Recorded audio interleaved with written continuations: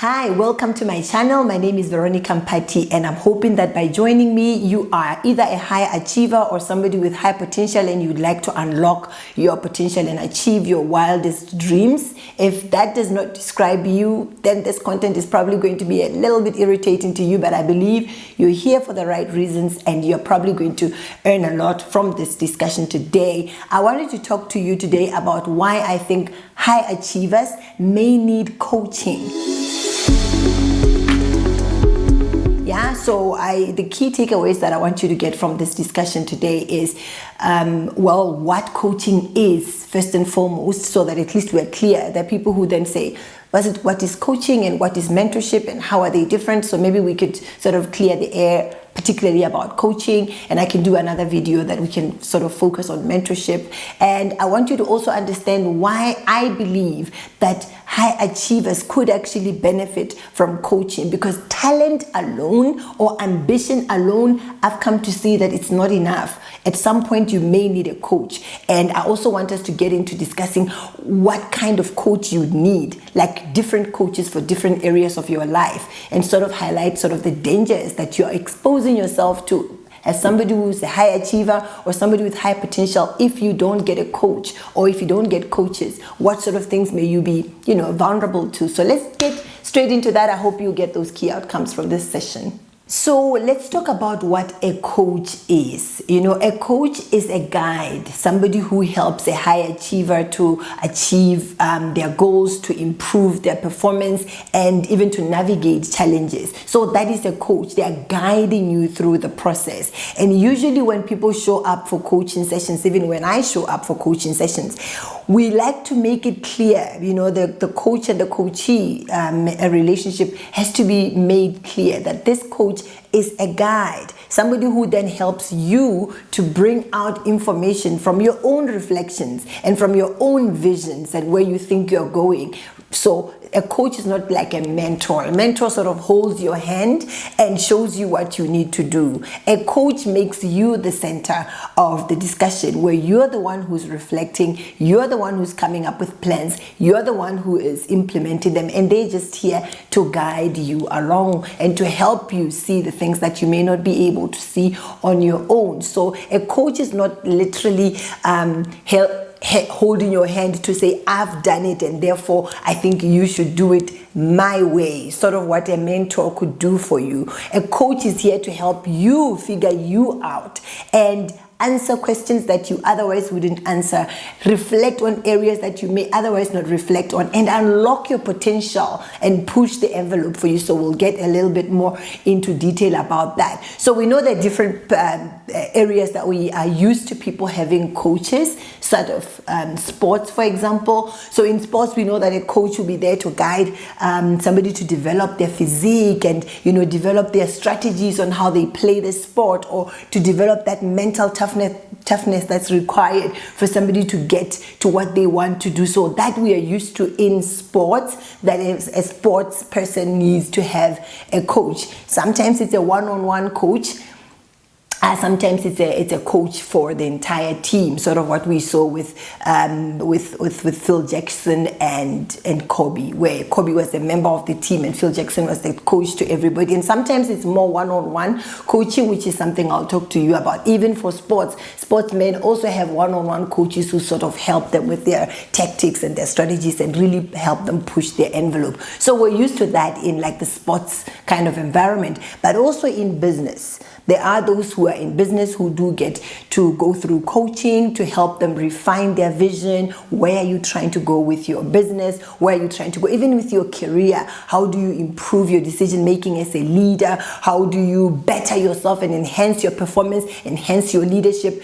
All of those then can come from your business coach. So these are new areas in some areas of the world, especially in Africa. We don't have coaching as a pronounced service, but in other parts of the world, coaching is very, very profound and is very pronounced in most cases. So I've always heard, people who are very successful speaking about their coaches. Initially, I was very skeptical. I actually didn't even like the idea of being coached, because we, especially high high achievers or people with the highest potential, we tend to believe we got this. So when somebody talks to you about a coach, it's like they're belittling what you're about, until I started hearing people who have achieved really well talking about how they use their coaches. Even Bill Gates was talking about his business coaches, and he wasn't even talking about one. I was like, okay, so maybe I need to reflect a little bit more on coaching. Sometimes we think when we mention the word coach, especially with somebody's personal life, we assume it's a life coach. So I want to sort of break down the different kinds of coaching that one can expose themselves to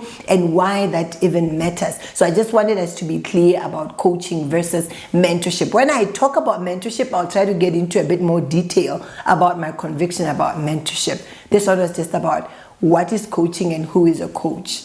So moving along, I want to sort of delve into why I think high achievers may actually need coaching. Because I figured for myself that talent alone or ambition alone is not enough. You may need somebody there who is a coach who can sort of guide you through your journey. Just because you're ambitious and you know you're a driven individual doesn't mean that you're always going to get it right to get to your vision. And we're not going to live until we're like 500 years old, like the people in the Bible lived. For us, we know time is so finite, and our years are sort of limited. You want to sort of max out and you use your potential to its maximum capacity without wasting time, and wherever possible avoiding also certain pitfalls which are avoidable. So the first reason that I think one would benefit from having a coach is objective feedback. A coach is somebody who's sitting there, who's not in your emotions, who's not in you, the way you are experiencing your emotions, you're experiencing your own biases. A coach is somebody who's sitting there unbiased, who's able to give you objective feedback. By objective, I mean it's not subjective. It's not based on how they feel. It's not based on how you feel either. A coach is somebody who's there to help you see things the way they are, black and white. So they help you sort of face the music in that sense, because when it's V, thinking about V, I'm going to always, err on the side of my own biases and protecting my ego, protecting what I'm not ready to face, even weaknesses that I'm not ready to speak about. A coach is going to bring it out on the table objectively and say, let's face this feedback. This is black or white. There are no gray areas. Let's face it. So a coach can then be beneficial in that way, because as a high achiever, you don't want your own biases, your own weaknesses to be eating away on what you could actually be doing. You need somebody who can sit there with you, whether or not you feel like it, to help you face the music in that way and guide you through, sit with you and work with you to, sort of solve whatever needs to be solved head on, instead of putting it away and then it's chowing your progress, and 3 years later when life has really battered you, that's when you want to come back and face the music. If you have a coach, you face the music day one. When you show up and the coach says, let's reflect on this, and they see this, that, the other, they put it out objectively and give you feedback and say, let's work through how we can get out of this, because we're not going to sit here and hide this bias, hide this weakness, etc. So that is where I feel one could benefit from a coach, because that way then it also helps you refine your thinking. It refines your strategies. You are unearthing everything because somebody is sitting there with you being objective. The next one is accountability. I think when you have a coach, it's like having an accountability partner, because a coach in normal instances will give you, the things that you need to be working on. So if you're not working on those things, you even get scared of showing up for the next coaching session, because then you have not done the things that you agreed you'd do. So left to you, even if you are highly talented or you are highly ambitious, left to you, procrastination can get in the way, fear can get in the way. But if you have sat down with a coach and you have agreed on steps and timelines, it then makes you it helps you keep accountability. It helps you step up to what has been agreed. And remember, they're being objective. So they're not going to sit here and listen to what you call reasons and what a coach would call excuses. So they help you deal with excuses and remain accountable. We said we were going to do this, therefore let's follow through with it. What I like about it is, even if you're not going to be coached forever,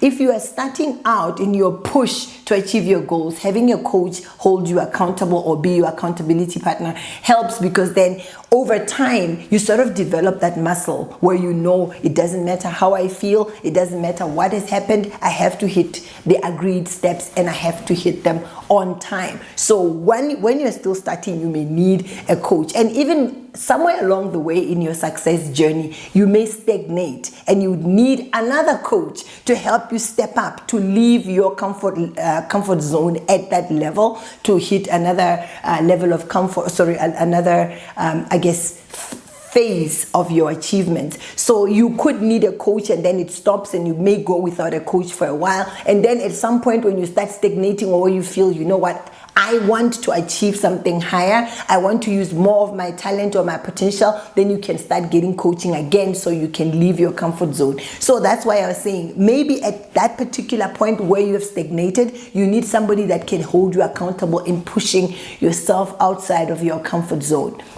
Another one that I think is good when you have a coach is personalized development guidance. So when you have a coach, they contextualize everything to your unique strengths and your unique abilities and even your unique weaknesses. So everything that is being discussed, all the strategies that you're working on are contextualized to you. Can you imagine having to go through your life with like a group setup where the people who are guiding you don't know you personally, they don't know what happened last week, they don't know that your child is not well, they don't know that your board was so angry at you last week, they don't know. So the context within which you are operating, the person doesn't know, whether it's a mentor, it's a friend, etc. But when it's a coach, you get something that is personalized. If we are agreeing in strategies, because I've understood your context. So that's something I've come to really truly appreciate about coaching, is somebody understands what you are going through and they're able to give you personalized development plans. Veronica, and it's also personalized to my capabilities. When I'm talking to you, you may start thinking, yo, V, you've made it, child. But when I sit with my coach looks at my potentials, my strengths, and they see that you're not pushing your strengths. So the developmental plans are going to be based on V and V's potential. So that's why I always feel, as a high achiever, you need a coach. They can personalize development plans to you and push your envelope, push your own achievements. Whereas maybe in a group setting, you'd be the one who sort of got this, you are far right now, you are CEO and therefore you're good. No, your coach is always going to look at all your strengths, all your weaknesses and say, Veronica, we can push it beyond here. That's what I think is important about having a coach. The other one is also overcoming your own blind spots. We are all human. So there could be areas within V that I don't notice about myself or about what I'm doing. But if I have somebody who sits with me, objectively giving me feedback, objectively observing the way I do things, they can help me see blind spots. Blind spots to me may not necessarily be blind spots to you. So when somebody is sitting across the table to you, they're able to see your blind spots. Right now, I'm talking to you. There's so much that I don't see about myself. I don't even know how I am appearing right now in front of the screen. I don't know. You know. Therefore, there's something even at this moment that's a blind spot to me that you could point out and say, Veronica, this actually is not working. Or maybe the way the lights are hitting your glass is just not working. There are people who normally say, I do this, I lift my glasses a lot when I'm shooting videos.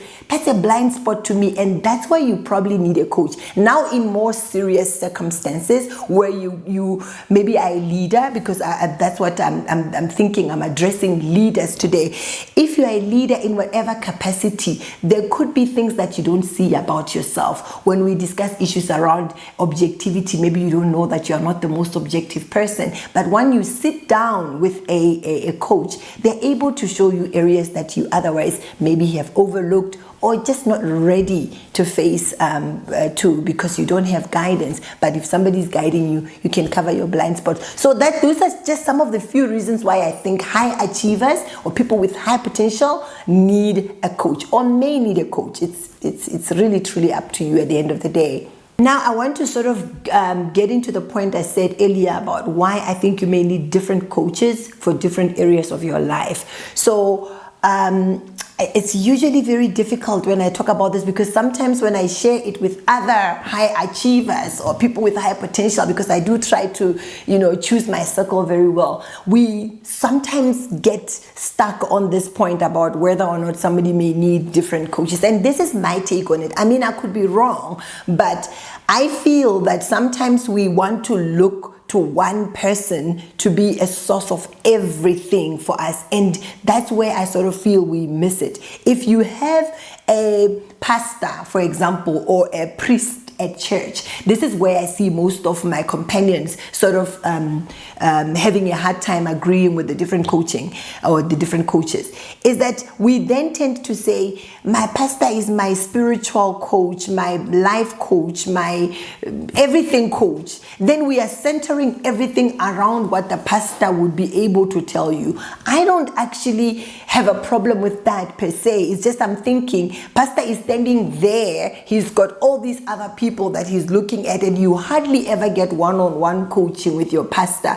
So you are putting all this on this one spiritual leader who's serving their purpose as a spiritual leader in your life, and you're saying that they're coaching you in business, they're coaching you in life, they're coaching you in family, they're coaching you. Are they really coaching you in those areas, or are they mentoring you from a spiritual perspective? Are they teaching you from a spiritual perspective? Mentorship and teaching are not coaching. So I always like to go back to when we were in school. When you're in school, you know that from this hour to that hour, you're going to be in the English class. From this hour to that hour, you're going to be in a mathematics class. From that hour to that hour, you'll be in maybe geography class or accounting class. So throughout your day, you know that for certain areas of your life, you're going to be taught by somebody else. For that area of your life, you're going to be taught by somebody else. Somehow, when we get older, we then tend to say, this one person is going to coach me on everything that I'm doing. And that is where I feel sometimes we then miss out, because some areas I could be very good. Like I could be very good in business, and I'm leading as an executive, as an entrepreneur. I'm doing so well. But am I doing so well when it comes to my family? Do I need a coach in that space? Yeah, do I need somebody else in another area? So I just wanted to speak to that, to say, I don't know if it is okay to have just this one person being your coach on every little, because at the end of the day, you want somebody to also see some blind spots that you don't see. Are you saying this one person is going to see your blind spots in everything? It's just why I never really have a good answer when somebody says, who's your mentor? For me, because there would be many people as well. It's not like the one person is a super role model that if they are mentoring me, then I'm going to be developed holistically. It's the same thing with coaching. When it comes to sports, there could be people who are coaching in sports. I gave you an example earlier about Kobe, and I know Kobe had Tim Grover. I've always loved that relationship, and if I remember it well, Michael Jordan is the one who said to Kobe, you need to be coached by Tim Grover, meaning that Tim Grover had his time with Michael Jordan, and then he did coaching, one-on-one coaching with Kobe Bryant. So for me, it's a question of Kobe was pushing himself. Kobe was talented, but he had somebody who was there to help him push his envelope. Now, the way that Tim Grover did it with Kobe and really helped Kobe perfect his tactics and, push his talent to the nth degree, could he do the same for his family? Would we say that Tim Grover could also guide, Kobe Bryant on how to be the best dad and how to be the best husband and how to go into business? Which we know that ultimately Kobe did go into business. He had a wife, he had children. Was he coached in all those areas? How to negotiate deals in business, how to structure his business transactions and deals? Were all those coached by Tim Grover, who was with Kobe Bryant at 4 a.m. in the field, perfecting his craft? Maybe not. So that is why I'm saying we probably need to consider these things, even in business. When you're sitting with a business coach strictly, they're going to be talking to you about strategic thinking. How do you align yourself with where you're trying to go in the vision, and how do you maybe allocate your resources and get yourself to where you're trying to go. So they're thinking more about that. How do you refine your decision making? How do you lead yourself and lead other people? So they are thinking more around that. Are they going to be talking to you specifically about your health? Maybe not. And that is where maybe you can say, I need a health coach, somebody who can talk to me about my nutrition, somebody who can guide me through my training and fitness plans and how I should execute my training and fitness plan, maybe your wellness coach, etc. Some people just go for life coaches. Life coaches are more about personal, like holistic personal development, and so they'll talk to you about your emotions and talk to you about your psychological health and maybe even some of your goals in life, etc. But even then, would a life coach be able to coach you on every aspect of life, including when you get into maybe pitching? Like, for example, I sit and pitch to investors, and a coach can then talk to me about the way I did my last pitch and say, no, but this is how you can address issues that investors come up with. So am I going to have a life coach who knows all the details about that? And when it comes to my family, I have a child who's challenged. So how does my life coach know how to deal with that specific issue that the child is going through? So that is why I'm saying, instead of having one coach dealing with sort of everything in your life, you may need different coaches, even for different stages of your life. Somebody could have been a good coach for you in one area of your life, and then later on, this person is not exactly the right cut for you to get yourself to the next level. So we actually may need to consider having different coaches for different areas of our lives or for different stages of our lives. I could be wrong, but this is sort of my feel around it, because even when I learn, I don't learn how to do my makeup from my friend, who you'd think are you obviously learn your makeup from your friend. No, I don't. My friend and I probably talk about family and all of these, and so we hardly ever sit down and say, here is the eyebrow pencil, this is how you draw it,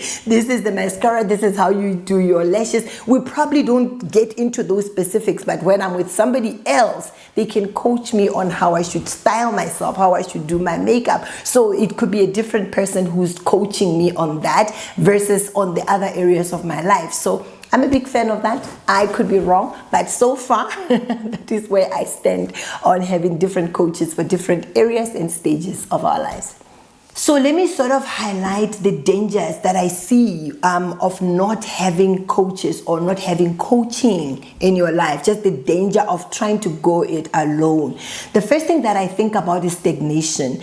Even the best of us who are high achievers or high potential people who are constantly pushing go, there comes a time where you can, without any external input, you can sort of plateau at some point in your life. So you need somebody who can shake you up and make you see that you are now stagnating. You are now not pushing the envelope, because when you push the envelope and everybody's clapping, yeah, V, we see you, and then you push the envelope again and yeah, it sort of now starts to, feed your ego, and you sort of just slowly slide into your comfort zone. You need a coach who can say, we have been sitting on this particular level for too long. We need to stretch and, use some of your newer, capabilities, or develop newer capabilities, so you don't stagnate, you don't remain in the same position for so long. You may need somebody to coach you out of that comfort zone. And what I've seen also is that comfort zones are sort of a natural thing. We have a natural inclination towards comfort and avoiding danger or discomfort. So if that's naturally endowed, we will always gravitate towards what's more comfortable. So it doesn't matter how much you've pushed yourself in the past, you do reach a point where you're like, whew, sister needs to get a break, or brother needs to catch his breath and live a little. So living a little may mean you've lived a lot, so you can stagnate, and that's why I think it can be dangerous if you don't have an external input from somebody who's specifically your coach to turn up the heat and say, we need to get it pushing. And the other one is the one I spoke about earlier about your blind spots. You may be having blind spots. We all do. Even the best of us do. Things about you that you don't notice, that you don't see, that you wouldn't call out on any given day. Even if they offered you money, you probably won't even see. If I said, I'm putting $1 million here, can you point out 4 blind spots? You're like, they are blind spots, meaning I can't see them. Even if you were to offer me money, I wouldn't see that I have this particular weakness. So when you have a coach, or when you don't have a coach, those blind spots will continue to eat away on what you could be doing, how you could be achieving your goals, how you could be. And when I'm talking about goals, it could be business goals, it could be any other goal that you're looking to hit. But if you have blind spots hiding certain areas that you're not strategizing around, it means you're not making improvements in those areas, and they continue to eat away on where you could be, or what you could be, how fast you could be achieving some of your goals. So that is, to me, a danger of not having somebody who's external to you, but whose focus is you. Because a coach focuses solely on you. They sit down to research you, to study your movements, your inclinations, your proclivities, and they point them out to you where you have blind spots. So without a coach, you are going to be drowning without knowing what is it, where those little holes are, which are drowning your sheep. The other one is, it's a bit, but it's overconfidence. Sometimes as high achievers, we may just believe too highly of our abilities, and we may overestimate our abilities and start rushing into certain decisions, or overcommitting ourselves, or missing certain opportunities because we are drowning in our own Kool-Aid. You know where they say you drink your own Kool-Aid, you're drunk in your own stuff. So without an external coach who's looking at you to say you need to tone it down, even when your ego is getting its way with you, you won't know, because you are you. You think, especially when you've been doing things and results have been showing, and you do things and good results come through, this is evidence and it's building your confidence, and you're like, yeah, I got this. Without a coach there to say you're developing overconfidence, before you know it, you're going to be making the wrong decisions. So it's like when people talk about trading online, and they say when you're a trader, you can win, and then it starts feeding your ego and your emotions. Before you know it, you've traded the wrong way. You should have cashed your money 2 days ago. You didn't, because you thought, yeah, I'm on a winning streak. So without a coach in life, that also can sort of happen. Before you know it, you've made the wrong decision and you've lost all your money because you were overconfident. Even the things that you were achieving were making you a bit more excited, or overestimating what you're capable of doing. Maybe you are capable of doing that thing, but not right now. So your coach is able to help you deal with that overconfidence. The last one that I feel is a danger of not having coaching is, and I'm guilty of this, burnout.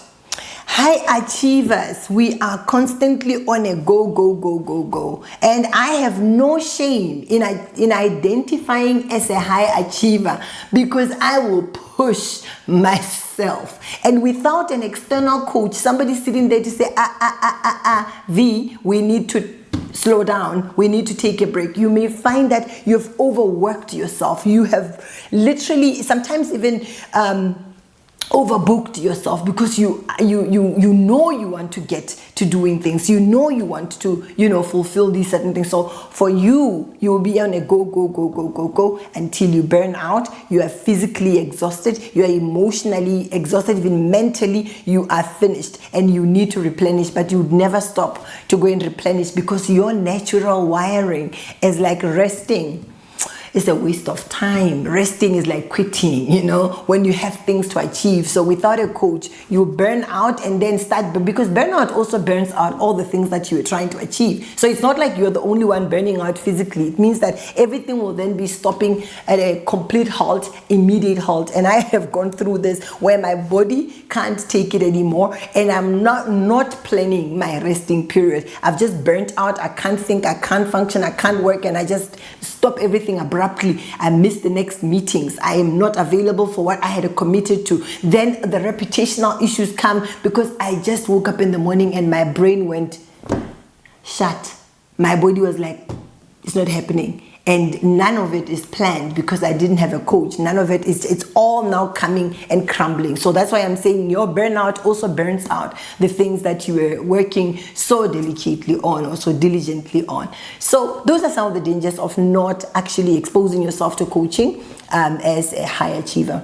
So I want to sort of also highlight potential pitfalls in coaching. It's not like because I'm touting coaching today, I'm saying that coaching is hunky-dory, there are no issues with it. There could be instances where coaching actually goes wrong. So the first one that I've seen that's very common is a mismatch between the coachee and the coach.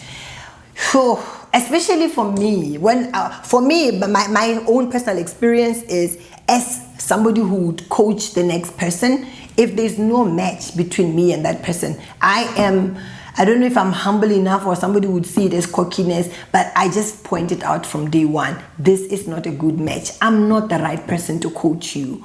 And in the same instance, sometimes it's me and a coach, and I can immediately say this person is in no position to coach me. Yeah? For whatever reasons, sometimes it's not even, sometimes I'm more driven than my coach. And how are you coaching me when I'm already so far ahead in my drive, and you're sort of slowing me down unnecessarily? Sometimes the coach is the one who's like on, 10,000 hours an hour, 10,000 kilometers an hour, and I'm just starting out, and they're not able to see that V is still just a baby. She needs to be, taken every step, like little steps to get to where the coach is, and in that instance it's not a good match. And sometimes it could be just personality. There are people who have a different personality to yours, and we're not saying that get a coach with a similar personality as yours, but the personalities have to complement each other. So you can be you can have a coach who is so quiet, and that could help because then it allows you to pour out, and and then they only butt in where they should. But sometimes you can have a coach who is so talkative, where you get into the coaching session and it's the coach going on you. By the time the 2 hours or the 1 hour is out, you haven't even had time to reflect, to speak, to think, to have your own issues from your perspective put on the table. So that's why I'm saying there are too many things that can make a coach-coachee relationship not work, where there's a misfit, you're not vibing, and it can lead to frustration, it can lead to lack of progress. We are here because of progress. So if we are not a good match, me and the coach, we're really probably not going to go anywhere. We're not going to achieve much anyway. So it's also an understanding. And what I've seen is when I am playing my role as somebody's coach, I am quieter because my job is to let them reflect, to ask them questions, and only speak when I'm helping them see a certain thing about them or connect certain points. And when I now go to my own coaching, when I'm the coachee, I normally try to see that this coach of mine needs to be quiet, and I need to be the one on the spot. So I'm not going to be asking my coach questions, but when I'm coaching somebody, I'm the one asking questions. Here I'm the one who's receiving questions, and I'm pointing that out because it's one of the other areas where coaching goes wrong, is when there's unclear expectations. When I step into this room, who's talking to who is the coach, who is the coachee, and what are we expecting to get out of this coaching session? Or if it's a coaching program that maybe takes a month, 2 months, whatever the period, what is expected out of that period, so that somebody can know this is a coach. This is somebody you've seen even in let's take football, because I think we're all sort of familiar with football or soccer. The coach will normally just be there by the side of the pitch. He's not running around the pitch with everybody, and the people who are being coached are the ones running around. That's a clear expectation that in other areas of coaching also needs to be made, known, that as a coach, I'm not going to be running around, you will. And I'll be sitting here saying, you didn't kick it hard enough. Take 2 more rounds. do 2 more push-ups or whatever the story. The coach is sitting there not doing the thing that they're saying you should do. So that expectation has to be very clear. What's the role of the coach? What's the role of the coachee? What's the role of this entire coaching program? What's the outcome? What are we looking to achieve? What's the return on investment? Because sometimes you get a coach, it's mostly paid coaching. So what is the clear return on my investment? What am I going to see? What benefit am I going to get out of this coaching? If you're coaching me to get a 6-pack, well, will I get a 6-pack at the end of the 8 weeks, or are you expecting that I get techniques that I can use? It has to be clear. So that, where we have unclear expectations of one another is maybe another area where coaching can go wrong. The other one is over-dependence on the coach, where, like I said, a coach is a guide. It's not the person who runs with you. It's not the person who executes with you. Your coach will just be there to help you reflect, plan, and come up with strategies and tactics, and you go and implement. So you're always going to be the one who's sweating. But sometimes I see people depending on the coach too much. Even when it comes to reflection, the coach is guiding even the reflection. Just because you're not running around and we're sitting down and we're reflecting, that thinking process where you're reflecting on the different areas of your life or the different activities that you have done, even that thinking has to be done by you. So the coach is just sitting there to help you think through. And usually what I've seen is that as individuals, we don't complete our thought process. I start thinking and then I don't complete the thinking loop. So when I'm next to a coach, I just want to start my thinking and pause. So the coach can complete the thinking for me, which is my natural habit. I don't complete my thinking loop. No. We have to complete our thinking loop, and that's why I personally like now going to coaching, because I say if I'm alone, I'll just think, and it reaches a point where it's either a blind spot or it's a weakness of mine or it's an emotion I'm not trying to deal with, and then I just shut it out and maybe I start scrolling on my phone. But when I'm sitting in front of a coach, I know that I can't depend on this coach to think for me. They're going to be asking me questions when I hit a deadlock in my thinking or in my reflection. They will ask me a question to help me continue thinking until I've closed my thinking loop. And I'm like, I have so much that I need to know now, either deal with or go and address. So that is something that I sometimes see not working, where people just depend too much on the coach. And if it's a good coach, they'll tell you, look, I'm not here to do the thing for you. You do the thing for yourself. And this is sometimes where the question around, do you need a coach who's experienced in the thing that they're saying you should do, or do you need somebody who's not experienced? That one is very debatable. Yeah, I say that because I've seen that people are very analytical. People can guide you in what needs to be done, even when they themselves can't do it. And the way like Kobe dunks and, you just be scoring, and the way he plays, I don't think if you put Tim Grover in the basketball pitch, he would do what Kobe is doing. So could you say that because Tim Grover is not a former Kobe in his own life, then he can't coach Kobe? You get my point? So that's why I'm saying it's debatable. Be careful to not discount people who have not done fully the thing that they expect you to do themselves, that they can't coach you. Be careful. Yeah, sometimes it may hold true in specific areas, but not in all areas. And there are people that I've always said, I even say sometimes to my partners, listen guys, if we listen to this person coaching us, we would actually be able to, grow our business 10x. Even this person who is not ever grown their business 10x. Because sometimes some people are just talented in analytical abilities and guiding you through, to navigate certain challenges and get to where you're trying to go, even if they wouldn't do it themselves. Somebody can even guide you to say, when you get to maybe speaking to His Excellency, the President, this is what you must say and this is how you must let it flow.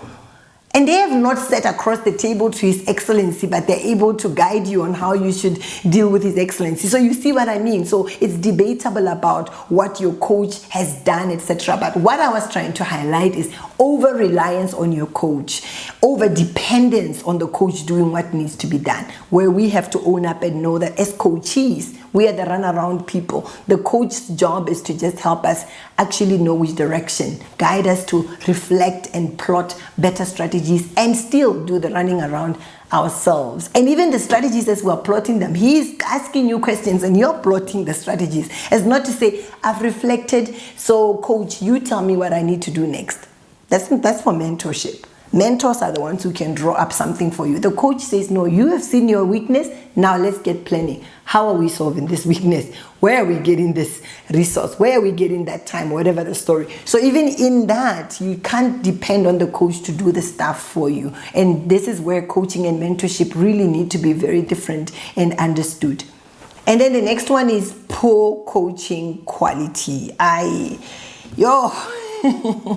This one, it's a no-go for me. If I see that the coaching is poor quality, I'm out the door. Even if I've paid, guys, I'm out the door. Because people can sort of, not to sound rude, but waste each other's time. If the coaching is not up to scratch, if it's not up to par in your own standards, then don't stretch it. Don't take it for too long where you are now going to end up fighting. So because when I say poor coaching quality, not everybody has got the skills and the ability to coach another person. Yeah. So then it leads to poor coaching experiences for the coachee. So and this is why earlier I was saying we need to be clear about who's coaching you on what. You see, are you depending on this coach to teach you everything, and the coach doesn't know how to lay a wig, they can't do makeup, but what I'm trying to do requires that I should be able to wear proper clothes, I should be able to do my makeup. So now I'm angry at the coach and I'm calling this poor coaching because I went to the wrong person for the wrong thing. Do you see what I'm saying? So when you select a coach for a particular area that you're looking to work on, to avoid the poor coaching quality, find out if that person has got that which you need. Either it's analytical abilities or the skill or even the communication abilities to guide you through some areas of your life. So even in business, it's the same thing. When I get into a business coaching session, there are specifics that I'm expecting the coach to sort of guide me through or to question me on. So if the coach is clueless about the language of business and the issues that I deal with, or even the considerations that I have to make when I make business decisions, then that coach is not fit for coaching me on this. But that doesn't mean this coach would not be good to coach me on my family or my spirituality, etc. But when I'm preparing to step into certain meetings, or I'm traveling outside the country and I'm taking on business meeting upon business meeting, if I sit with my coach for 1 hour, I'm expecting my coach to sort of understand what's going in there.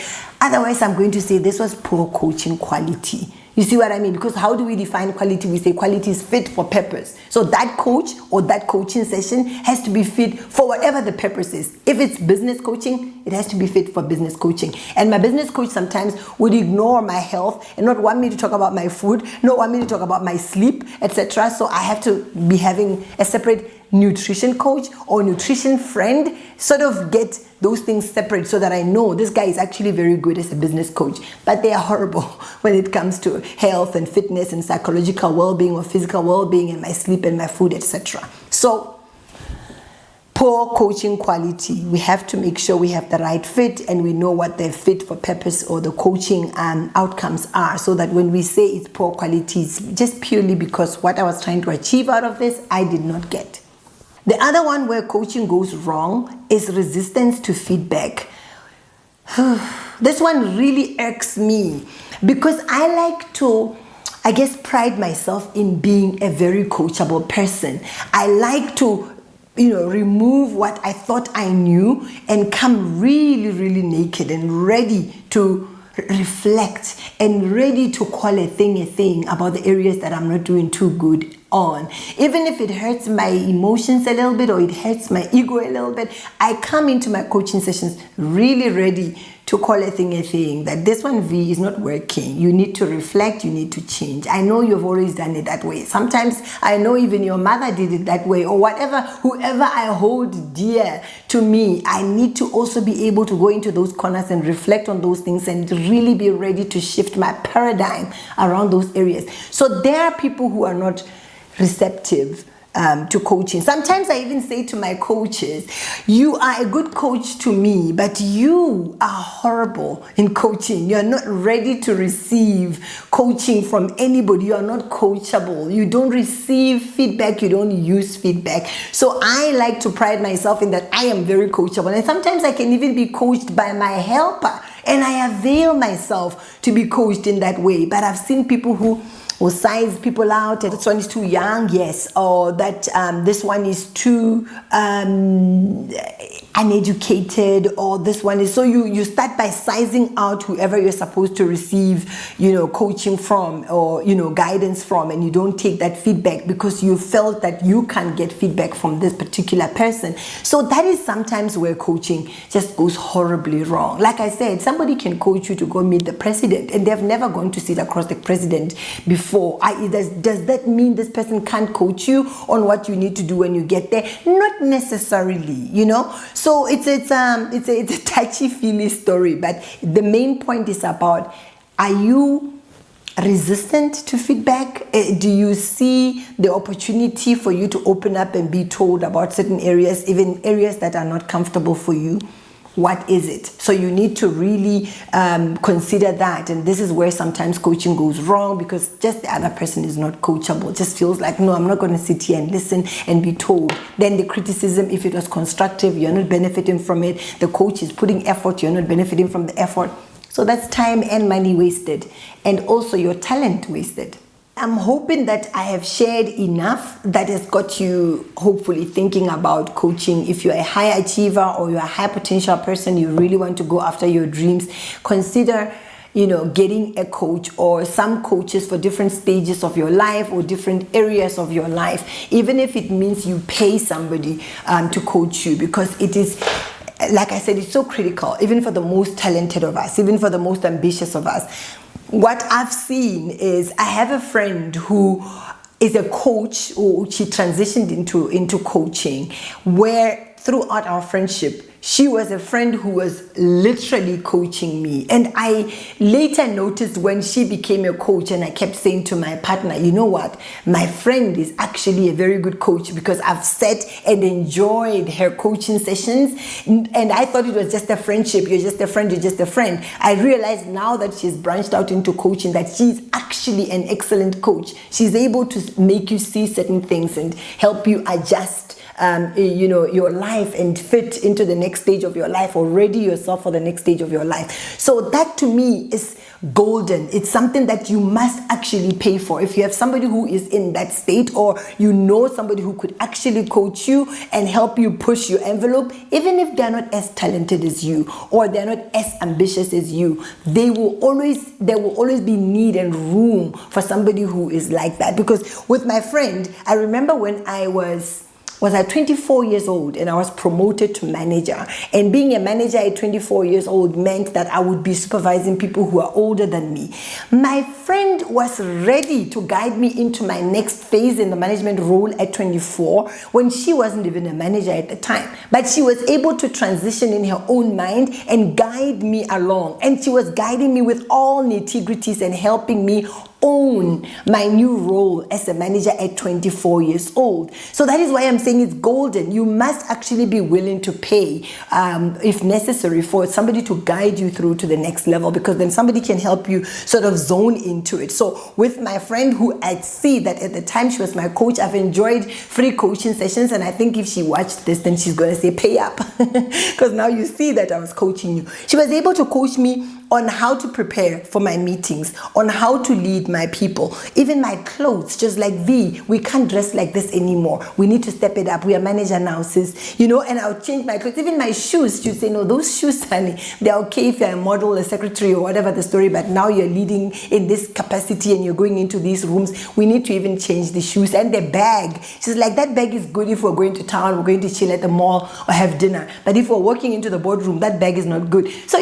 she was just like, wow. And I left there thinking, wow, I've actually sat with a business coach. This person has readied me for my, my next phase. And she was good because she was also holding me accountable. I wasn't about to rock up looking or sounding or doing things the way I was before. She was going to size me out and see if I've actually shaped up and I'm running in this role. Sometimes that is golden. It can make or break your career or your business if you don't have somebody there to help you graduate into the next phase of your life and graduate into the next phases of your life. Even today, there are times where when I get a call from the minister, or I get a call from, I'm like, woo, because in my mind, I need to transition. But when you sit with a coach and you reflect, you realize that, oh, the reason I was going, woo, is because I was still in this frame of mind. Now I know this, or I can see this about my strengths or this, then I'm more confident. Within weeks, I'm already okay in that phase. But then there are other things that I need to do. I need to talk to international partners. I need to